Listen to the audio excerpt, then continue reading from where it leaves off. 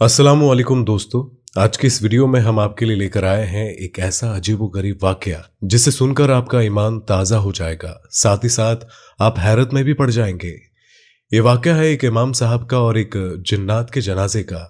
ऐसा अजीब वाकया जिसे सुनकर आप भी हैरानी में रह जाएंगे।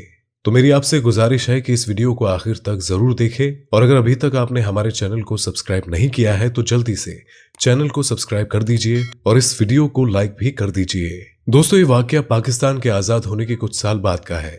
ये वाकया जिला बकर के एक गांव में पेश आया। वैसे तो हम में से कोई भी जिन्नात के वजूद से इनकार नहीं कर सकता, लेकिन ये बात भी हकीकत है कि जिन्नात पर आज भी कई लोग विश्वास नहीं करते हैं, यकीन नहीं करते हैं। जिन्नात का वजूद पोशीदा है, लेकिन हम में से फिर भी किसी न किसी का जिन्नात से बिला वास्ता या भला वास्ता पाला तो पड़ा ही है। हाजी साहब जो इस गांव में नए थे, पाकिस्तान बनने से पहले कुछ अरसे बाद तक एक गांव में रहा करते थे, लेकिन अब भकर के गांव में आकर आबाद हो गए। गांव के एक दो लोग ही दुनियावी तालीम से वाकिफ थे, वरना अक्सर लोग कुरान पढ़े हुए थे और हाजी साहब के पास दीन वगैरह की तालीम लेने आया करते थे और दीन वगैरह की मालूमी इल्म से वाबस्ता भी होते थे। और यही वजह थी कि गांव के अक्सर लोग दीनी मालूमात में इनके इल्म से मुस्तफिस होते थे।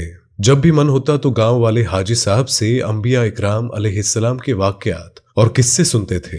इसलिए गांव वाले अपने बच्चों को कुरान की तालीम के साथ साथ दीनी असलावी और इस्लामी मालूमात के लिए भी उन्हें मस्जिद में भेजा करते थे।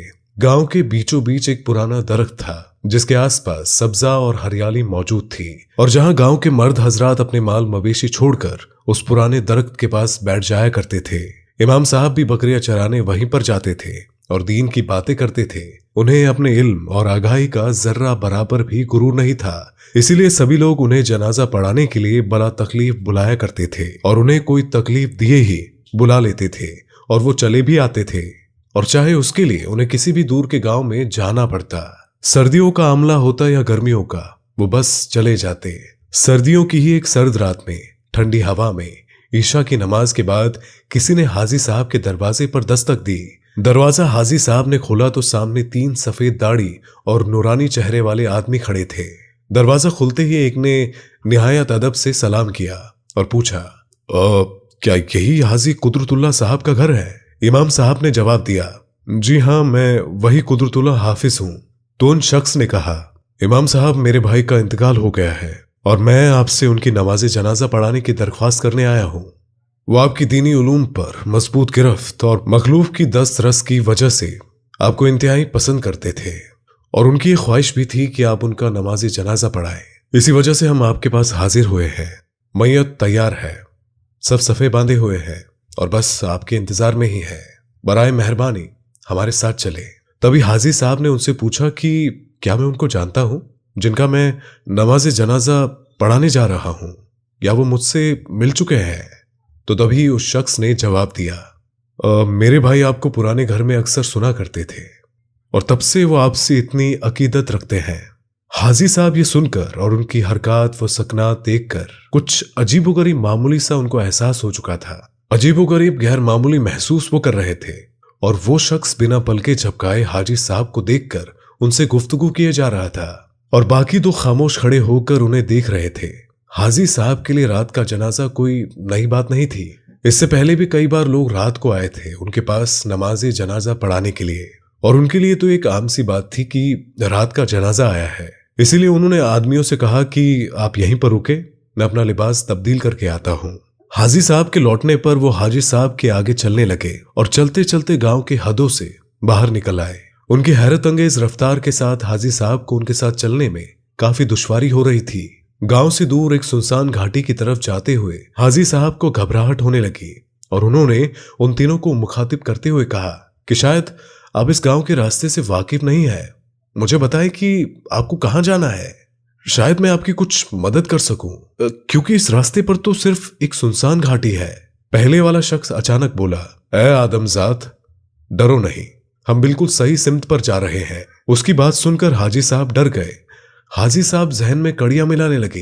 ये आदमजात कहने का क्या मतलब था? क्या ये लोग आदमजात नहीं है, इंसान नहीं है, और वो मेरे पुराने घर से मुझे कैसे जानता था? अभी हाजी साहब ये सोच ही रहे थे कि पहला वाला शख्स पलटा और कहने लगा, देखिए हाजी साहब, मेरे भाई की ख्वाहिश थी कि हम आपको यहाँ लेकर आए और हम मुसलमान जिन्नात हैं, आपको कोई नुकसान नहीं पहुंचाएंगे।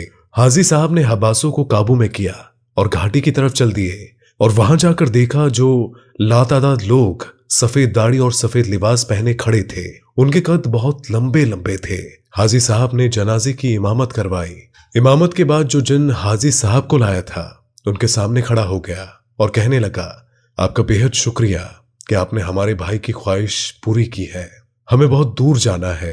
इसने जेब से चंद कोयले निकालकर हाजी साहब से कहा, ये रहा आपका हादिया। हाजी साहब ने डर के मारे एक छोटा सा कोयला उठा लिया और कहने लगे, अब आप जा सकते हैं। हाजी साहब चले ही थे कि उन्हें अपने पीछे से खुदा हाफिज की आवाज सुनाई दी। हाजी साहब ने पलट कर देखा तो सब जा चुके थे, सब लोग गायब हो चुके थे और हाजी साहब तो पसीने से शराबोर हुए और बेहोश हो गए। और जब होश आया तो वो घर में थे। उनकी अहल्या ने बताया कि आप घर के दरवाजे पर बेहोश हो गए थे। हाजी साहब जो बहुत ज्यादा डर गए थे। इसके बाद जैसे ही हाजी साहब को कोयले का ख्याल आया, उन्होंने अपनी जेब की तलाशी ली और जैसे ही उस कोयले को निकाला तो वो अब हीरा बन चुका था। तो इसीलिए आखिर में अल्लाह तबारक व ताला से यही दुआ है कि अल्लाह पाक हमें हर बुरे काम, हर बुरे अमाल से हमेशा बचाए रखे और हमें सिरातल मुस्तकीम के रास्ते पर चलने की तौफीक अता फरमाए। आमीन या रब्बुल आलमीन। तो दोस्तों, आपको ये वीडियो कैसी लगी हमें कमेंट में जरूर बताएं और चैनल को सब्सक्राइब करना ना भूलें। अल्लाह हाफिज।